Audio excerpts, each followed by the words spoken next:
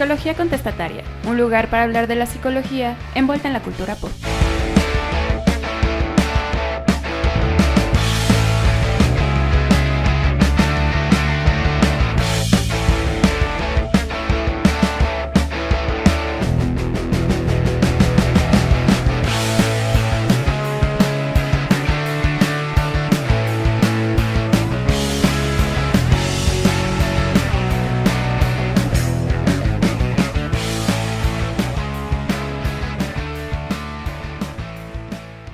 Bienvenidos amantes de lo polémico, lo contestatario, gente que les gusta quejarse y les encanta la veracidad científica. Mi nombre es Josafat y esto es Psicología Contestataria, un lugar para hablar de la psicología envuelta en la cultura pop.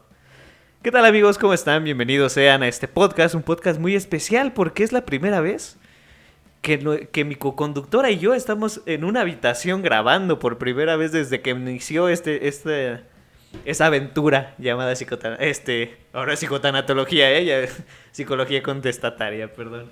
Así que vamos a empezar con este podcast, pero antes quiero presentar a la mujer cuya mirada y besos asesinan igual que los protagonistas de este podcast, la señorita Carolina Morales.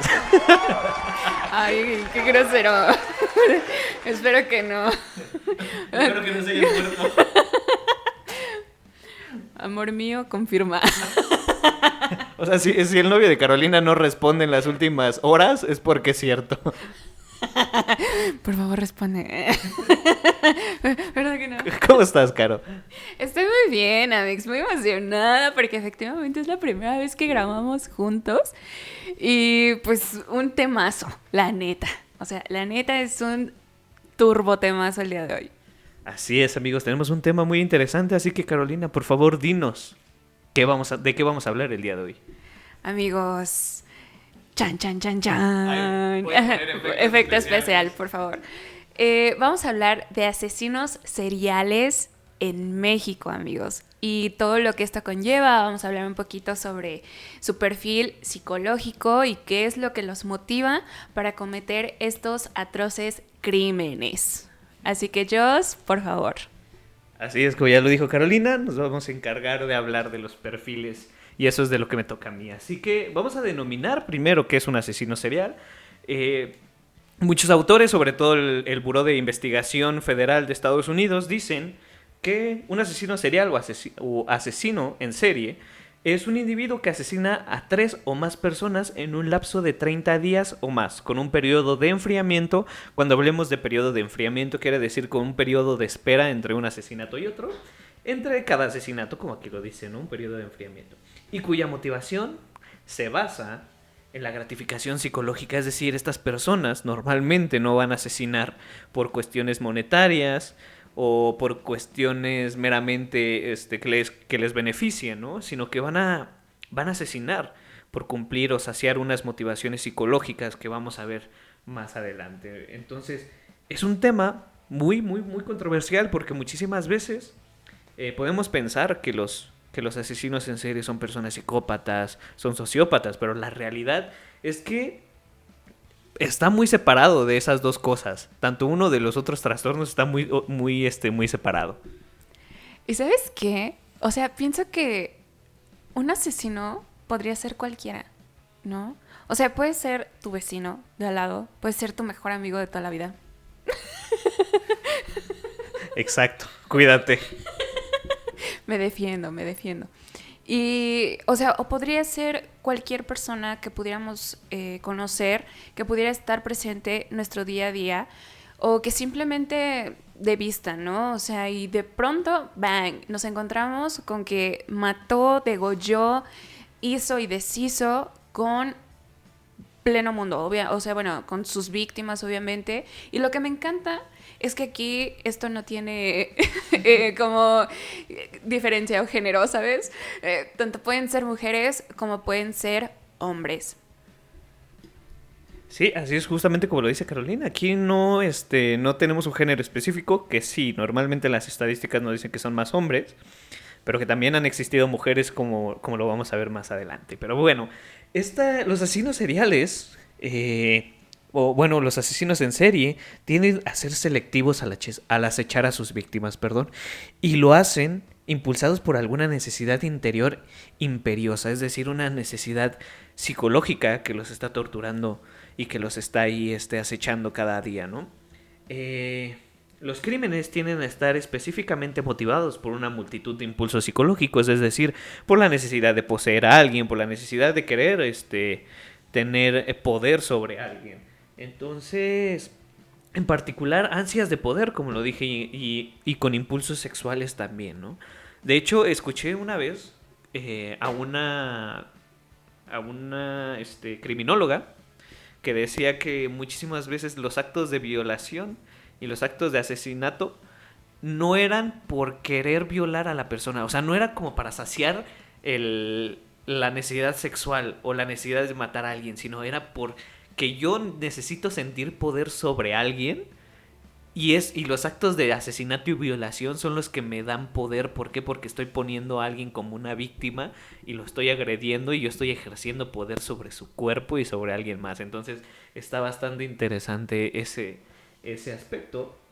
Pero pues vamos a decir que suelen seguir una misma metodología, lo que se le conoce en el mundo de la criminología como el modus operandi, involucrado con las víctimas, obviamente. Las víctimas tienden a ser o tener características específicas. Muchísimas veces de los asesinatos o de los asesinos en serie tienden a tener víctimas con características especiales, ¿no? Como que sean de piel blanca, que sean rubias. Muchísimos de los asesinos en series que vamos a encontrar en México tienen que ver mucho con lo de la prostitución, con gente que se dedica al bajo mundo de la prostitución. Es que qué difícil. O sea, porque son muchos rasgos. O sea, creo que ahorita vas a mencionar unos cuantos que son como generales, pero eso es muy cierto. O sea, hay asesinos que se dejan guiar mucho, en este caso decía, ¿no? Yosa, sobre personas que se iban mucho por las prostitutas, ¿no? O también Por un sexo definido. en el caso, por ejemplo, del monstruo de Ecatepec, ¿no? Que es bastante común. ¿Cuáles eran las características de sus víctimas? O sea, que eran muchachas castañas, pues relativamente delgadas.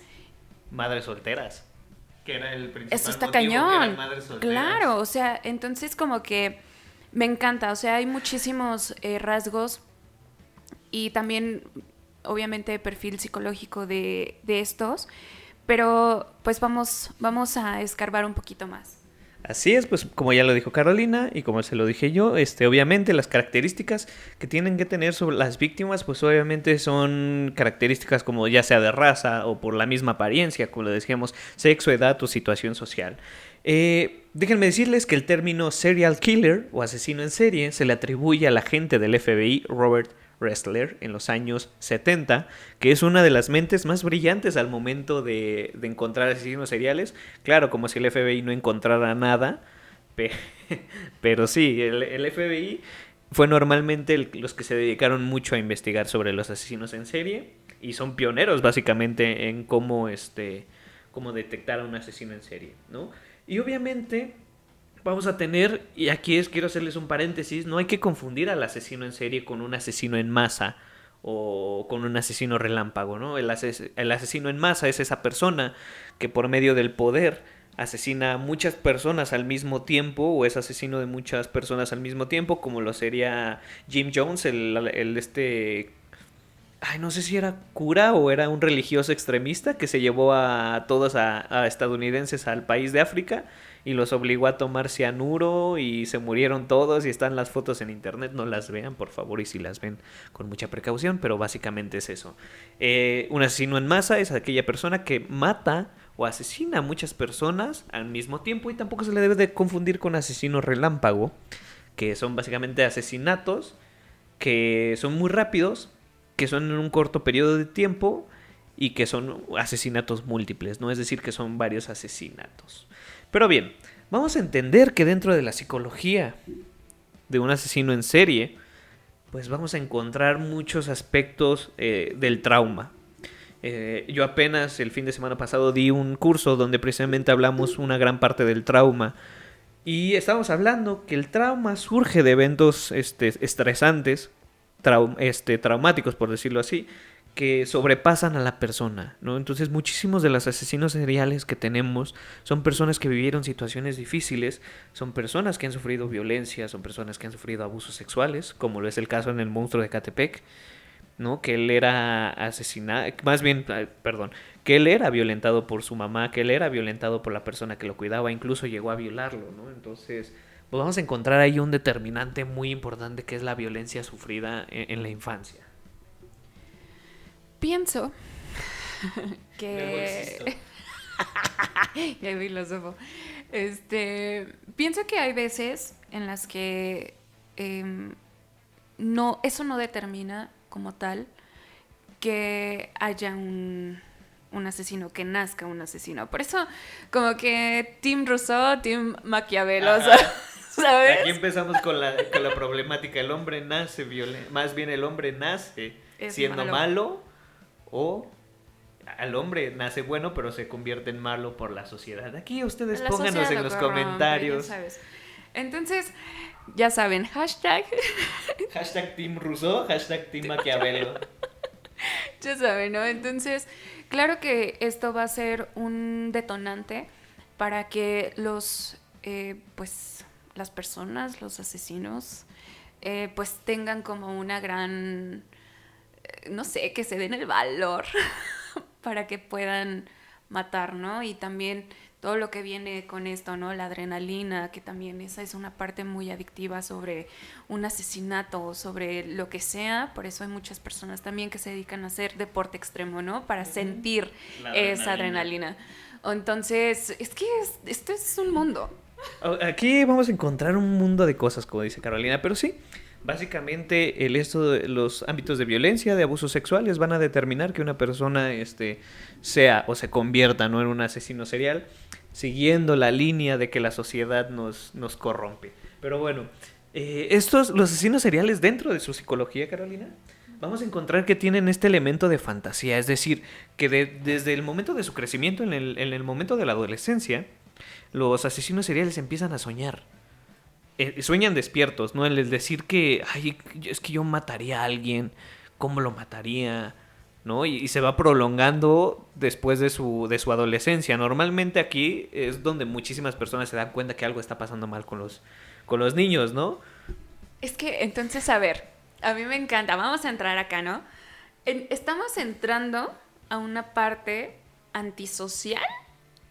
Ay. O sea, porque estamos de acuerdo, o sea, sí. Hay niños, o sea, y esa es la parte disocial en los niños, o sea, esta parte como entre antisocial, la parte antisocial y disocial es como lo mismo, pero en niños la disocial y antisocial mayores de 18 años. Es que, amigos, ¿ya sabes qué? Yo digo que hay que dejarles un podcast diferente. O sea, de aquí, mira, seguro vamos a sacar al menos 2 podcasts, que es el psicópata y lo de que es antisocial y y disocial, ¿no? Por ejemplo, pero sí, básicamente aquí es, más bien vamos a poner que la etapa de la niñez y la etapa de la adolescencia es la etapa crítica para podernos dar cuenta cuando alguien está sufriendo y es posible. Exacto, una red flag. O sea, si tu novio no te... Ah, perdón, no es cierto.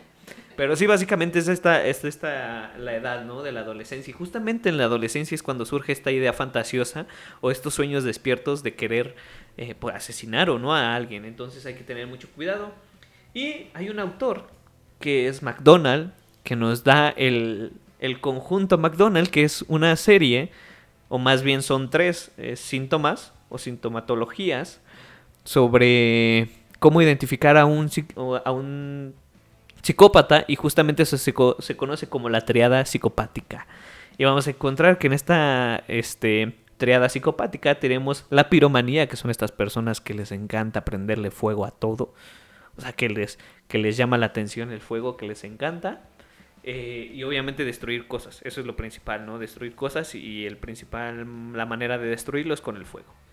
Justamente me acordé de una banda en Noruega que, o sea, ya de por sí la banda, ojalá y algún día hablemos de ella porque trae ahí una serie de un asesinato y crímenes, pero uno de los integrantes, principalmente el vocalista, era pirómano, y quemó una de las iglesias más importantes de Noruega, que era construida en madera, que no sé de cuántos años databa esa cosa, pero eran milenios, la quemó y la destruyó por completo. O sea, no quedó ni una viga así en pie que pudieran rescatar, no, nada. O sea, esta persona tenía eso, entonces algún día sería interesante poder hablar de ella, porque te juro que te vas a traumar si escuchas esa historia. También tienen crueldad hacia los animales. No sé si has visto en YouTube esta niña que era la niña psicópata, la niña esta que la tenían que amarrar. Ándale, ¿cómo se llamaba? Beth. Justamente, Beth, la niña psicópata que la tenían que amarrar por miedo a que los fuera a asesinar, que fuera a asesinar a sus papás dormida. Entonces, justamente esta niña tiene eso, crueldad con los animales. Decían que agarraba pajaritos y les pinchaba las alas con chinches y hacía cuanta crueldad con los animales. Y también eneuresis. No sé si te acuerdas qué es la eneuresis, Carolina. Sí. Era básicamente esta parte en donde los niños se hacen pipí. Es como no solamente una vez o de vez en cuando, sino que es constante este comportamiento, ¿no? Pues esta situación, ¿no? Sí, y que justamente una profesora, la profesora Lechuga, nos explicó en ese momento cuando estabas viendo que tenías que prestar muchísima atención a cuáles eran los causantes de la eneuresis, ¿no? Porque técnicamente era peligroso. Y sobre todo peligroso, ¿por qué? Porque empezaba a generar una onda ahí medio desadaptativa con el individuo, y era porque algo estaba pasando ahí atrás, ¿no? O sea, desde el más básico, que era a lo mejor y está tomando mucha agua y no controla sus esfínteres, hasta está sufriendo una violencia, una violación, y que la otra vez estaba pensando justamente eso. A lo mejor y este tipo de la eneuresis y encopresis son como... la encopresis es básicamente la contraparte, no hacerte del baño, defecar, ¿no? Pero sí es esta situación. Yo lo estaba pensando y yo lo veía como la parte del rechazo, ¿sabes? Porque a lo mejor yo lo veía desde esa parte psicológica, al decir que la eneuresis y encopresis era como la parte del rechazo, que el niño o el individuo estaba rechazando una situación y lo hacía constantemente como para demostrarlo. Yo conocí un caso clínico, que justamente el niño tenía neuresis, pero era porque no le agradaba a un maestro de la escuela. O sea, él sentía que el maestro lo violentaba, entonces le empezó a dar eneuresis. Justamente por eso yo lo pensé de esta manera. A lo mejor y es parte del rechazo ante una situación estresante, y así lo demuestra, ¿no? Pero bueno, eso es un análisis bastante importante que se debe de tomar en cuenta. Entonces vamos a tomar en cuenta también esta triada psicopática, que es la piromanía, la crueldad con los animales y por supuesto la eneuresis. Bueno, pero es que creo que nos estamos metiendo a otros terrenos. Es lo que te decía. Pienso que todo esto, lo que acaba de decir esta triada, son características, son unos cuantos rasgos que tiene esta parte de lo disocial, perdón. Okay. O sea, cómo los niños carecen de empatía, carecen... Sí. O sea, es todo esto, ¿no? Y obviamente ya metiéndonos a otro problema, como lo es... Aquí están surgiendo problemas, o sea, aquí problema tras problema. Pero esto es 100% como para que entiendan un poco más sobre la situación, ¿no? Pienso que esto en los niños, claro que es foco rojo, ¿no? Es red flag 100%, porque pues los niños suelen no tener este tipo de comportamiento, ¿no? Este tipo, pues, de... ¿Conducta? Sí, o sea, porque les digo, o sea, hablamos de no tener empatía con los animales, o sea, los animales, ¿no? Agarrar y tomar fuego, hacer como toda esta parte. De hecho, bueno, haciendo como un pequeño paréntesis, hay una película excelente que se las recomendamos, o al menos yo se las recomiendo, que se llama Hay que hablar de Kevin. O tenemos que hablar de Kevin. Claro. Esta película, amigos, de verdad es una joya de película y de verdad describe a la perfección esta parte disocial que vive Kevin desde que él era niño hasta que se convierte ya en un adolescente de creo que 14, 15 años, ¿no? Es una tragedia, está excelente película, no, es con este actorazo, el que tiene unos rasgos hermosos, no me acuerdo cómo se llama, pero... No. Y bueno, siento que entonces, si esta es una base que tienen los asesinos seriales, entonces, ¿cómo es que... O sea, bueno, estamos hablando de que suelen ser personas violentadas, abusadas sexualmente y psicológicamente, y pues que sus papás o las personas que ellos tienen como una figura, tanto materna como paterna, no hacen nada, no defienden a estos niños. Sí, no defienden ¿no? la situación. Y sí, justamente entras en la parte que me interesó mucho y tiene que ver con el curso que di de trauma. Y que lo di sobre el trastorno de identidad disociativo, para que aquellos que no sepan qué es, pues básicamente lo que se conoce como personalidad múltiple.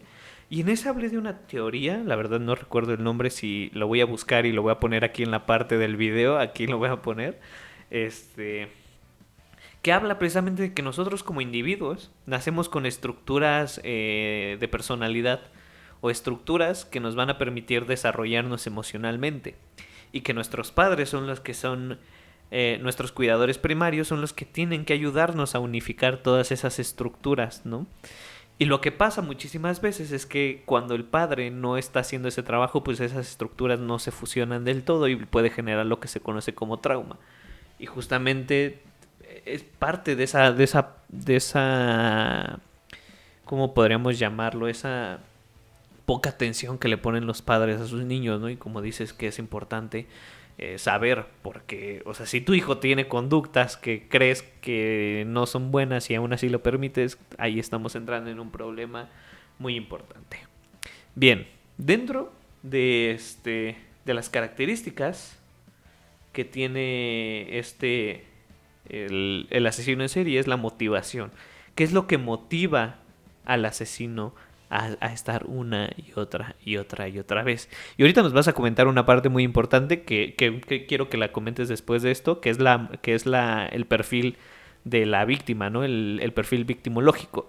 Pero uno de las motivaciones que podemos encontrar son patrones desorganizados dentro de la psique humana, es decir, son patrones de conducta que no son adaptativos y que causan problemas dentro de la sociedad. Incluso podemos encontrar también que existen motivaciones esquizofrénicas, es decir, esta motivación no tiene que ver tanto con la esquizofrenia, sino más bien con estas ideas o estas alucinaciones que tiene la persona en la cabeza y que es lo que le obliga a matarlo, ¿no? Está relacionado con la esquizofrenia, que obviamente el nombre lo tomamos de ahí, pero es básicamente eso, la persona tiene alucinaciones y gracias a esas alucinaciones es que la persona va a empezar a asesinar y va a empezar a cometer crímenes y va a empezar a buscar a la víctima. Vamos a tener también al asesino en serie o la motivación misionera. Esto es algo que me encantó escuchar, ¿sabes por qué?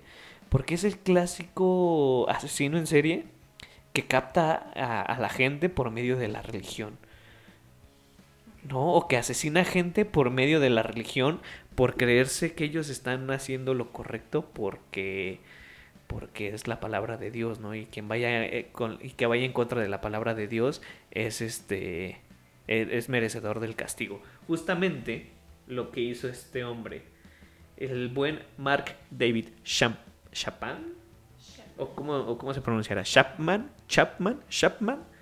que pues fue el asesino de John Lennon y que muchos dicen que lo asesinó por ser un fan más, pero la realidad y lo que muchos investigadores y gente que lo ha entrevistado, pues dicen que precisamente lo asesinó porque John Lennon dijo que los Beatles eran más famosos que Jesús. Entonces desde ahí entra la motivación, precisamente una motivación misionera, una motivación de que John Lennon blasfemó contra Dios y pues el buen Mark terminó asesinando a John Lennon una noche del 8 de diciembre. Entonces pues vamos a tener una motivación hedonista también. Estas motivaciones a mí me encantan. Porque el hedonismo tiene que ver mucho con el cumplimiento de mis propias necesidades y no me importa lo que la otra persona quiera, ¿no? Básicamente ese es el concepto. Y aquí es el momento en donde la persona empieza a perseguir, empieza a ver actos de tortura también. Muchas veces estos asesinos que tienen motivaciones hedonistas tienden a abusar y a torturar a la persona cuando aún está viva, ¿no? Entonces vamos a tener también que hay dos tipos, o más bien dos subtipos de motivaciones, que es el primer asesino motivado por una emoción, es decir, una emoción muy fuerte o una emoción que en ese momento está sintiendo y que no logra, digamos, procesar. O también por un asesino motivado por la lujuria, es decir, precisamente por este acto sexual de torturar y violar a una persona mientras está a su merced. Y obviamente tenemos... si quieres decir algo. Sí, y bueno, como haciendo un complemento acerca de este punto, que es el hedonismo, pues me encanta, ¿no? Porque aquí entra entonces un cierto tipo de intereses, ajá, como el fetichismo. Claro. O sea, porque también entra, el voyerismo. O sea, un acto que puede ser bastante satisfactorio si el otro está de acuerdo. Sí, claro, porque no vas a estar viendo a tu vecino o a otra persona, ¿no? Pero sí, claro. Puede, y que puede ser muy funcional, pero estas personas ya tienen que ver mucho con esta onda, ¿no? Del fetichismo y la pornografía. Sí, o sea, todo esto debe de ser, pues... de haber un mutuo acuerdo, ¿no? O sea, esto de la parte sadomasoquista también, ¿no? O sea, porque también, o sea, ¿cómo se me fue a olvidar? Este famoso libro de Márquez de Sade. Ah, claro. 120 noches en Soma. O sea, aquí... oye, esto es como la extensión de la palabra. Aquí estamos hilando cosas, pero claro, como dices, algo adaptativo, algo normal sería que ambas personas estén de acuerdo, pero estas personas no. Claro, sin embargo, este es como un rasgo, una característica que tienen estas personas cuando están por cometer o cometiendo su crimen. Sí, justamente, como dice Carolina, y vamos a entrar ya en las dos últimas partes de las motivaciones, que una es por lucrar con la persona, ¿no? Es decir, los llamados asesinos a sueldo, ¿vale? Aquí lo dice la información, no sé si lo alcanzas a ver porque te vi que volteaste a verlo, pero mira, cometen asesinatos múltiples por fines materiales, es decir, los asesinos a sueldo. ¿Si vieron la película de El Perfecto Asesino? Muy buena película. Justamente Leo, o León, como quieran llamarle, era un asesino en serie, pero él tenía una motivación de lucro, ¿no? Es decir, le pagaban por matar a gente. Y tenemos la última, y es la característica no más importante, pero sí la que se han encontrado en muchísimos de los asesinos seriales, y es el poder o el control, es decir, una motivación de poder controlar a alguien y de poder poseer a alguien. No, yo creo que este es de los más enfermos porque existen otros. No puedes comprender, puedes comprender entre comillas una motivación, por ejemplo, eclesiástica de religión o una motivación sexual, pero ya el poder es que quieres ejercer poder sobre alguien. Entonces esa es una de las motivaciones más importantes. Así que vamos a entrar a la parte donde Carolina nos va a decir básicamente qué es el estudio victimológico y por qué es tan importante a la hora de poder tener una investigación de un asesino en serie. Es que aquí entramos, este se me hace bien difícil, ¿no? Desgraciadamente hoy en día en nuestro en nuestro país, en nuestro bonito México, hablar de este tipo de temas, feminicidas, asesinos en serie. Yo ahorita estamos generalizando, ¿no? Estamos hablando de hombres y mujeres. Estamos obviamente con el debido respeto, y esto es obviamente 100% para informarnos, ¿no? Para chismear un poquito y para, pues, tener un conocimiento más, ¿no? Entonces, aquí esto me encanta porque ¿qué es lo que hace el asesino? ¿Qué es lo que hace más bien la víctima para que el asesino se fije en ella, ¿no? ¿Qué es lo que provocó en el agresor? ¿No? ¿Qué es, o sea, si es la personalidad, si es el físico, si es, no sé, ¿no? Algún otro rasgo físico de la víctima. Creo que más que provocó, porque suena como algo que tú estás provocando hacia la otra persona, más bien como no sé, yo lo interpreto así, tú tienes otra idea porque tú traes esa información, pero yo creo que es más bien, ¿qué característica tienes tú que motiva al asesino a escogerte, ¿no? Es esa parte creo que es eso, creo que las dos partes van de la mano, ¿no? El hecho de provocar y qué es lo que motiva al asesino a escogerte como víctima.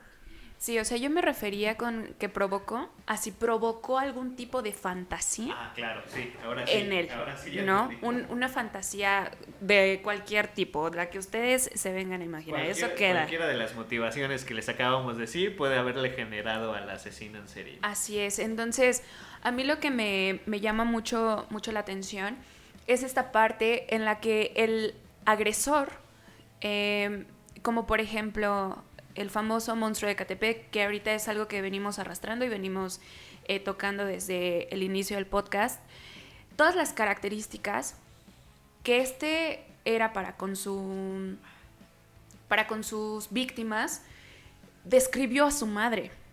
Y él dijo, básicamente, venganza y esto, ¿no? Y odio a las mujeres. Y odio, sí, creo que lo dijo entre bien. todos era 100% ese, ¿no? Sí.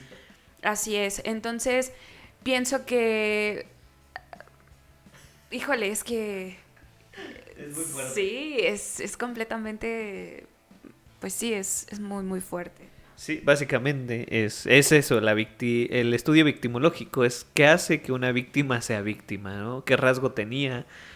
Nosotros, Carolina y yo, hace mucho tiempo vimos una película que se llama El silencio de la ciudad blanca. Si no la han visto, se la recomiendo muchísimo.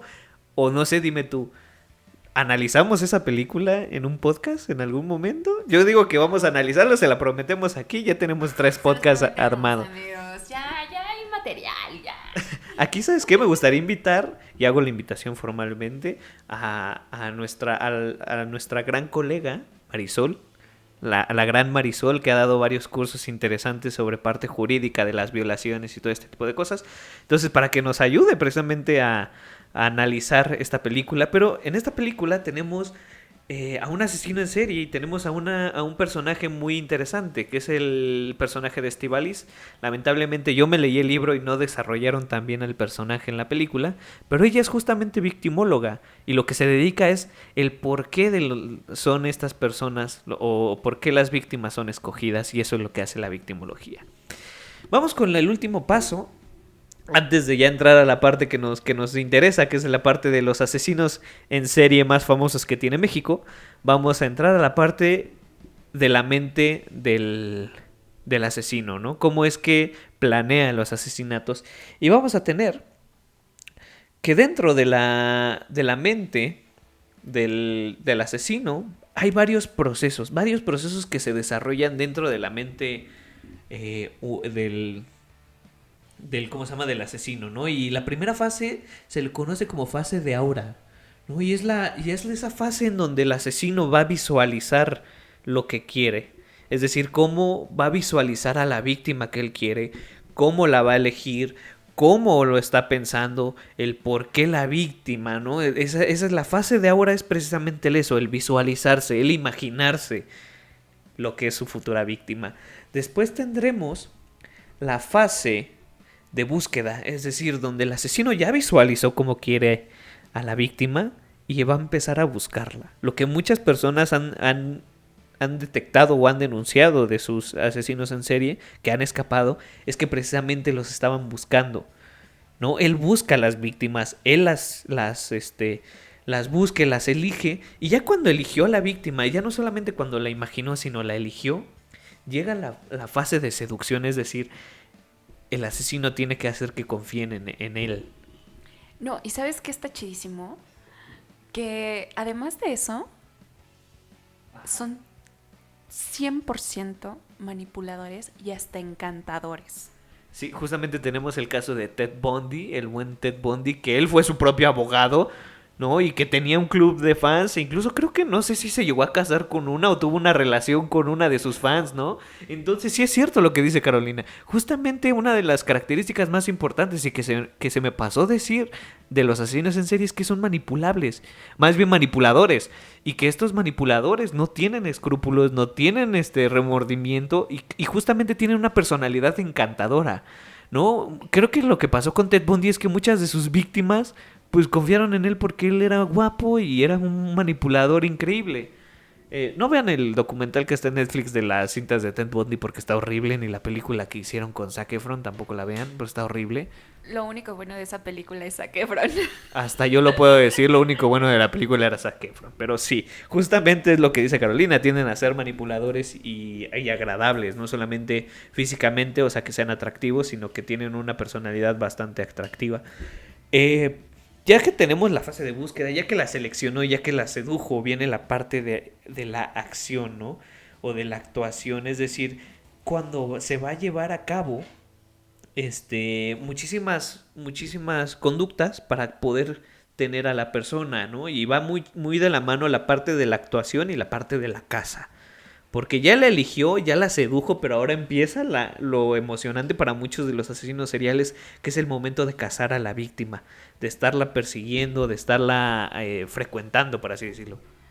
Güey, y es que esto es sorprendente, porque se pueden pasar meses y meses, o sea, exacto, años, checándola, a ver a dónde va, cuál es el paso, quiénes son sus familiares, quiénes son sus amigos, o sea, todo esto a forma de que él se pueda acercar y pueda facilitarle todo.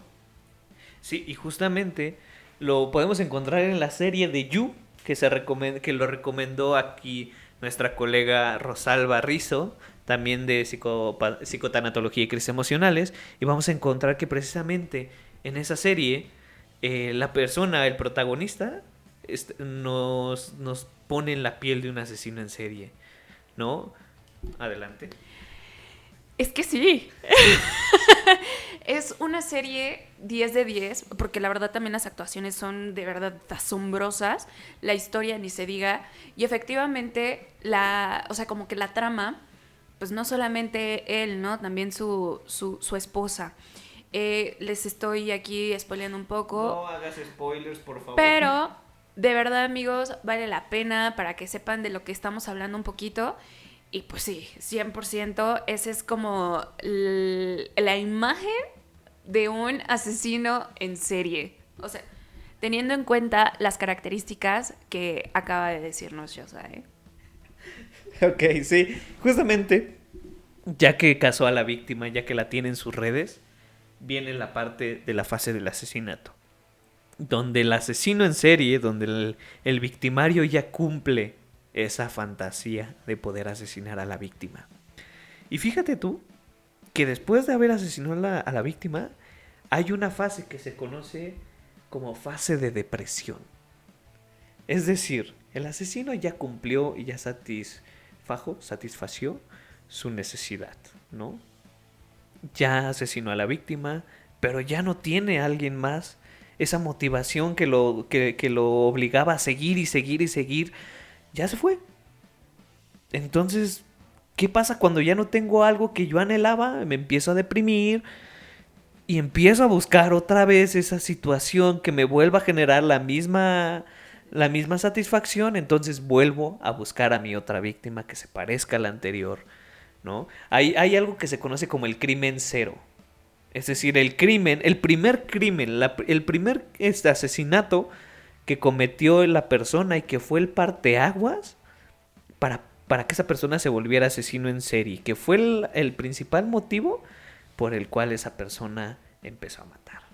Pero bueno, ya que tenemos las características, ya que les dimos un breve repaso sobre los asesinos en serie, sus motivaciones y qué es un asesino en serie, vamos a lo que nos truje, Chencha. Vamos a que Carolina nos cuente de los asesinos más importantes y más famosos que tiene México. Adelante, Carolina. Bueno, amigos, regresé. Definitivamente, o sea, leyendo, dije, wow, vaya, México tiene para dar y regalar. O sea, no es algo de solamente uno o dos. No, amigos, y de seguro cientos. Los que estamos por mencionar seguramente son algunos que nosotros pues hemos escuchado. Quizá a mí me encantaba porque en lo que la gente cuenta pues sacaban algunos de estas leyendas, ¿no? Pero bueno, uno de ellos, amigos, es el famoso chalequero. No sé si en su momento o en, no sé, algún abuelito o sus papás, no sé, ¿no? Los escucharon mencionarlo, pero bueno, este hombre asesinó alrededor de 20 prostitutas, ¿no? Entre el año de 1880 y 1888. O sea, estamos hablando de que tenían 8 años entre estas 20 mujeres, ¿no? O sea, si ustedes dicen, no manches, pues a lo mejor es una cifra relativamente baja, pero estamos hablando de que le tomó 8 años, pues, cometer estos actos, ¿no? Sin embargo, pues este hombre se la libró porque no le pudieron comprobar esta... Ajá, así es, ¿no? ¿Qué pasó, no? Porfirio Díaz, nuestro honorable presidente. El generalísimo Porfirio Díaz, por favor. Así es, apenas tuvimos la oportunidad de visitar el castillo de Chapultepec. Qué hombre, de verdad, qué buen hombre. Creo que definitivamente Porfirio Díaz está mal contado, ¿sabes? Pero bueno, esa es otra historia. Lo toman como el villano, pero en realidad es que era un hombre poca madre. Yo me llevaba con él y te lo juro que era un hombre excelente. Amigo, tu íntimo, amigo personal. Mi amigo personal. Sí, entonces, ¿qué pasó con este hombre, el famoso chalequero? Pues bueno, nuestro muy honorable presidente Porfirio Díaz revocó su sentencia y pues solamente ordenó una pena de 20 años de prisión, ¿no? Casual. Sí. Pero fue liberado por error en 1904. Entonces, ¿qué pasaba con este hombre? Pues mataba a sus víctimas, prostitutas, la mayoría, 19 de ellas. La última fue una mujer de tercera edad. Y pues bueno, ¿no? Ahí no se sabe por qué mató a esta mujer. Supongo que a lo mejor no, pues no sé, ¿no? Algo pasó, sí. Digo, ¿no? Casual. Y pues nada, él las mataba porque pues decía que su oficio era un oficio que era adúltero, era asco. Era pecaminoso.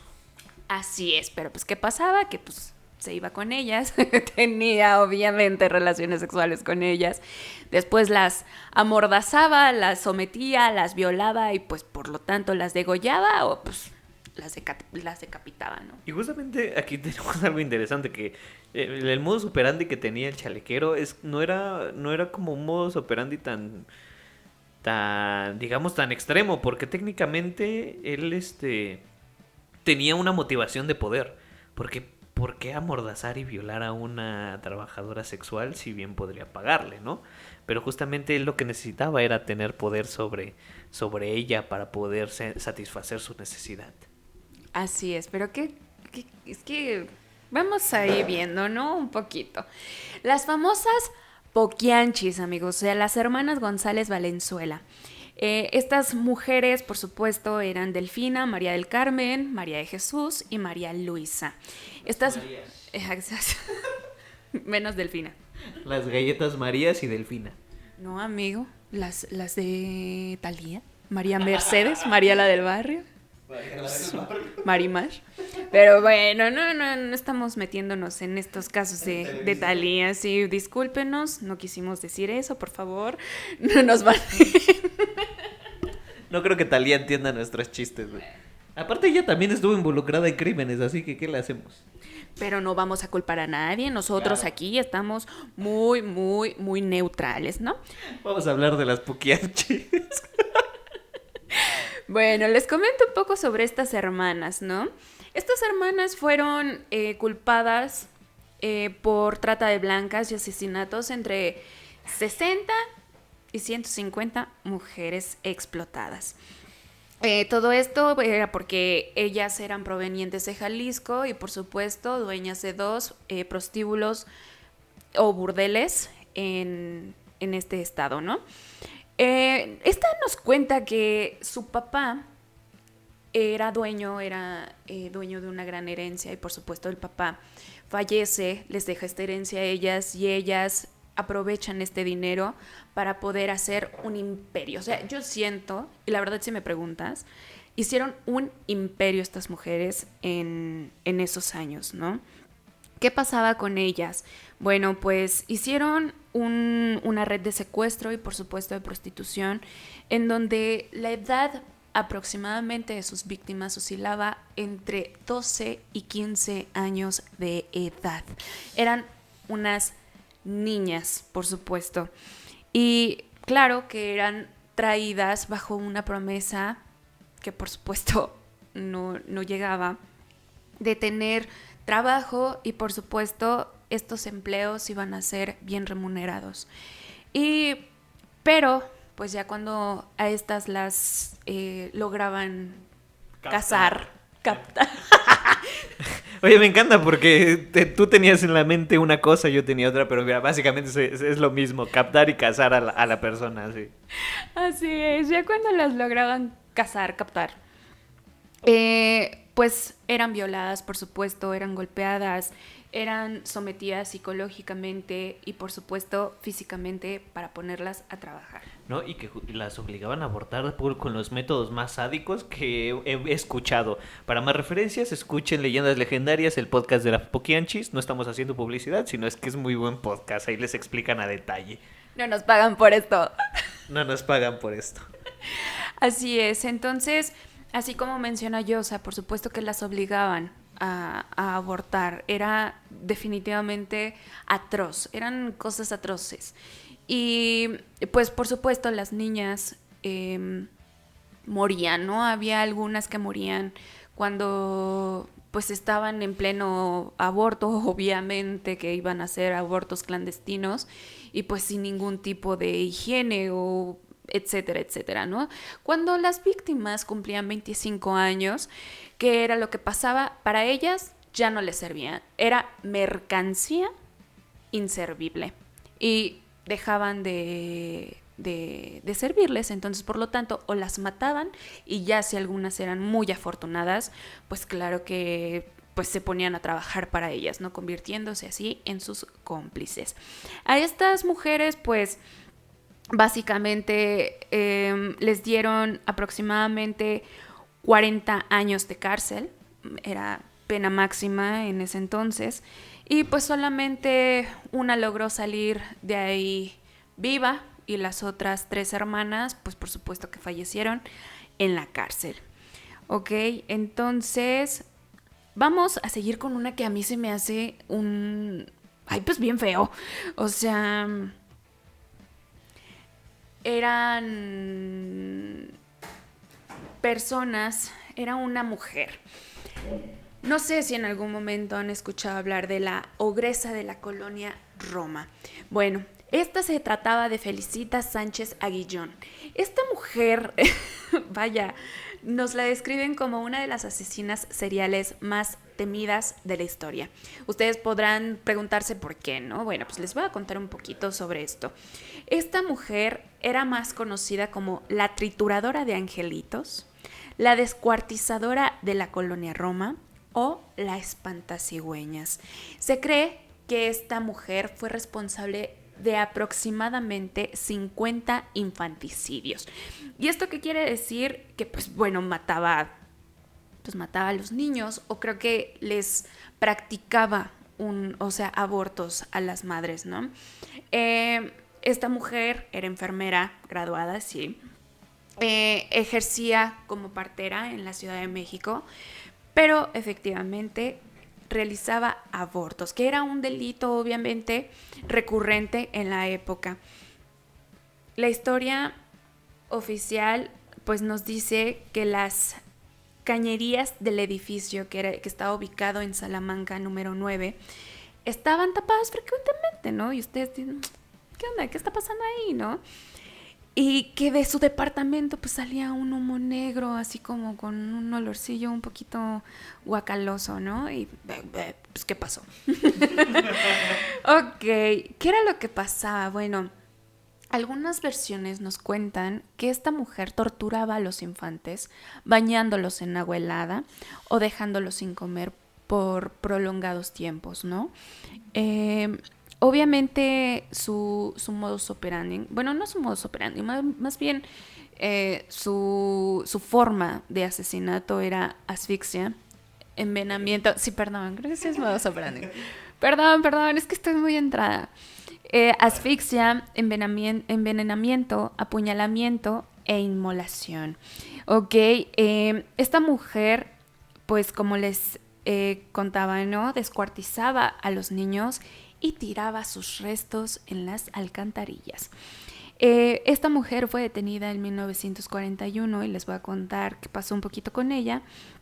Obviamente se encontraron infinidad de fotos de niños que estos eran como un trofeo para ella, eran como un premio hacia una motivación, ahora sí que esto se podría decir, ¿no? Y pues un cráneo infantil. A mí se me hace esto súper, vaya. Pero a que ni saben qué. Esta mujer fue liberada después de 3 meses. O sea, fue liberada después de 3 meses, ¿ok? Pues porque su abogado ahí reveló los nombres de las mujeres que estuvieron relacionadas y que estaban ahí por voluntad propia como para practicar un tipo de aborto, ¿ok? Y pues ya, esta mujer se suicidó con una sobredosis, tuvo sobredosis de Nembutal. Vámonos, esa señora yo creo que ahorita la han de estar torturando feo donde quiera que esté, ¿no?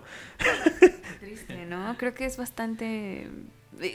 ¿Sabes? Me dejó sin palabras. Con lo del olor me recordó mucho a... El holocausto. ¡Ay! Me recordó el jabón. Ay, Dios. Yo creo que es el chiste más oscuro que hemos sacado hasta ahorita, ¿eh? Pero no, lo del olor me recordó muchísimo a la película esta del barbero demoníaco. ¿Cómo se llama? Sweeney Todd. Sweeney Todd, Benjamin Barker, el buen Benjamin Barker, ¿no? Que cuando mataban hacían pastelillos y olía horriblemente la calle, pero sí, justamente me recordó a eso, no sé por qué. Pero vi que tenías a uno, o a una y una asesina en serie, muy conocida. Exacto. Juana, creo que se llamaba Juana Barraza, ¿no? La Mataviejitas, esa mujer que, wow. Pero, a ver, no sé cuál era tu plan. Si no, ahorita si quieres yo hablo de la Matavejitas, pero no sé cuál era tu plan.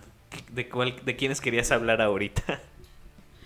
Sí, es que, por último, precisamente, yo quería hablarles de un poquito más para acá, ¿no? Algo más actual. Como el caso de el monstruo de Ecatepec, ¿ok? Este hombre, Juan Carlos Hernández Bejar, y su esposa Patricia Martínez Bernal, pues vaya, ¿no? Fue asesinada, obviamente. O sea, asesinaban a sus víctimas como promesas, ¿no? Te vendemos ropa, tú vente a la casa, aquí te la enseñamos. Y pues ese era su modo, ¿no?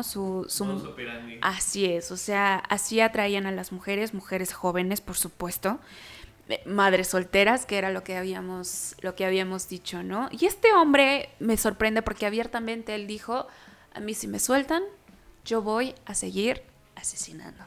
Sí, y que justamente aquellas personas que tuvimos, no sé si llamarlo fortuna o desafortunadamente escuchamos las entrevistas que dio esta persona,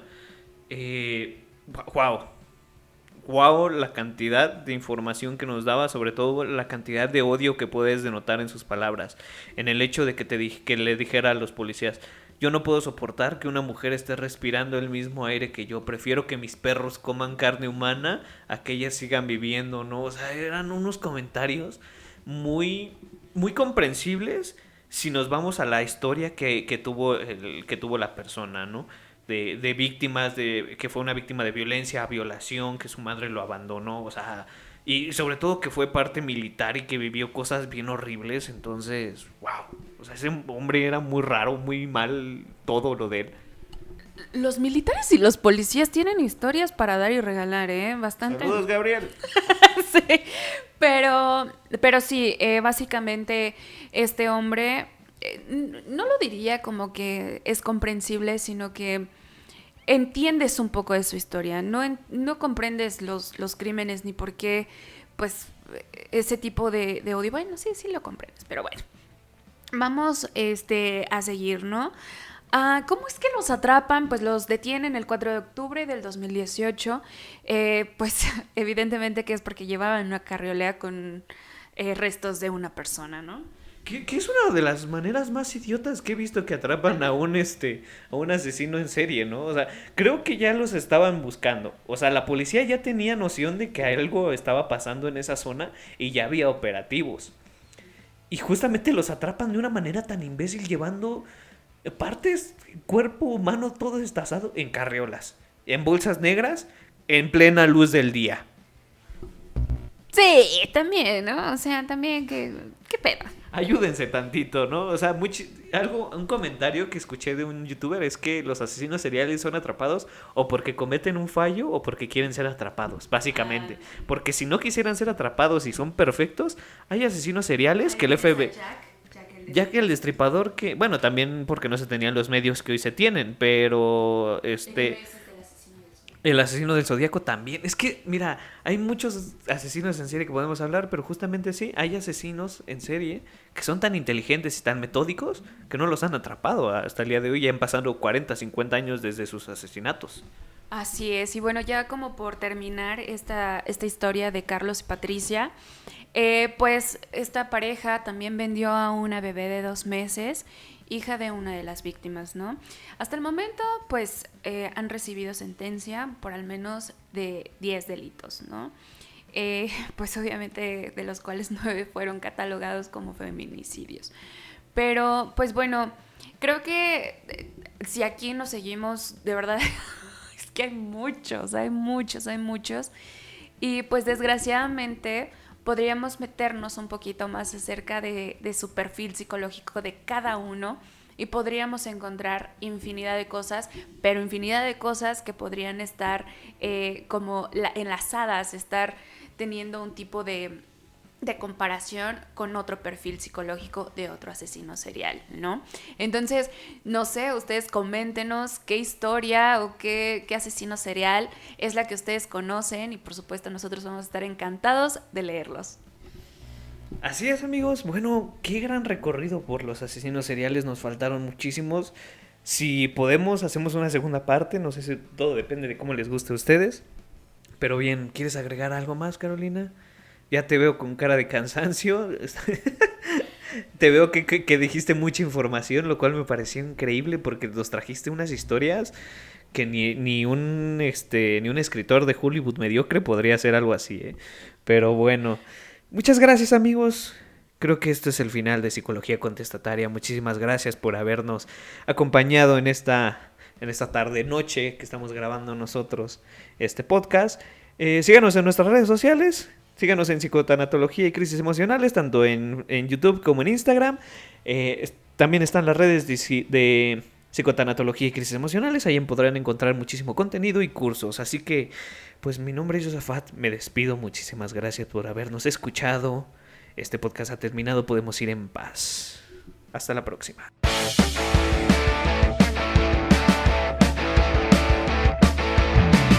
Psicología Contestataria, un lugar para hablar de la psicología envuelta en la cultura pop.